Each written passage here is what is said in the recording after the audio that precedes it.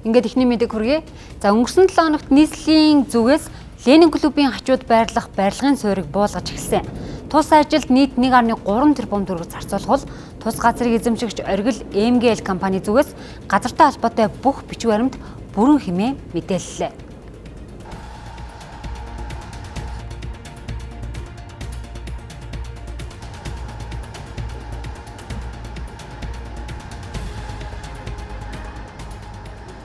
Энэ төвлөрлийн сурвалжлах хоогийн мэдээллийг яг одоо Сүхбаатар дүүргийн 1-р хороо Блэскай зочид буудлын баруун талаас хүргэж байна.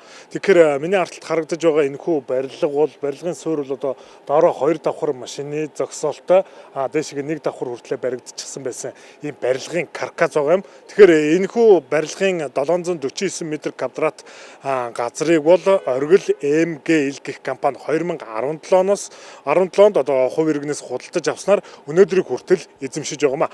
Компанийн хувьд бол одоо газар эзэмших эрхийн гэрчлэгээ 2035 он хүртэл хүчинтэй гэдгийг бол одоо бидэнд илэрхийлж байгаа юм. Гэвч нийслэлийн удирдлагуудын зүгээс тухайн газрыг одоо хууль бусаар эзэмшсэн мөн газрын маргаантай гэх шалтгаанаар барилгын суурийг нурааж хувийн өмчөд шууд бусаар халдаж байгаад тус компани зүгээс эсэргүүцэлж байгаагаа илэрхийллээ.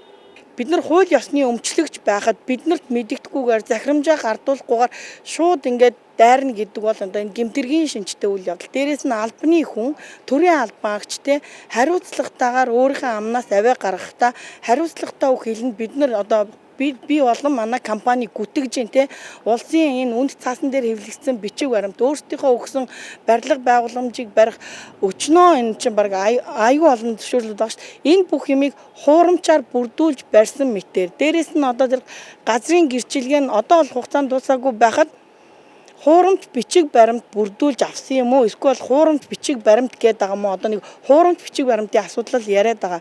Бид нэр албадан буух захирамж гаргасан учраас энийг албадан буулгана.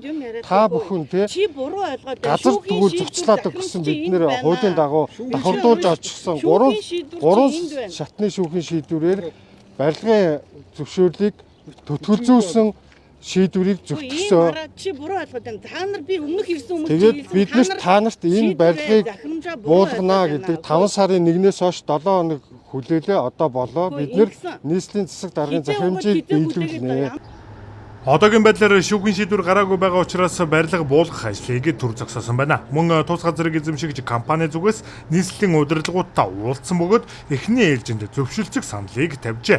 Харин Оргил МГЛ компани зүгээс 2035 он хүртэл газар эзэмших эрхтэй барилгын бусад зөвшөөрлүүд бүрэн байгаа учраас шүүхэд хандхаа илэрхийллээ. Мөн тухайн газар дээр 2020 оны хүртэл 2.8 тэрбум төгрөгийн бүтээн байгуулалтын ажил хийсэн учраас үнэлгээний компаниар үнэлгээ хийлгэж хохирлоо дөхөн төлөвлөхээр төлөвлөж байна.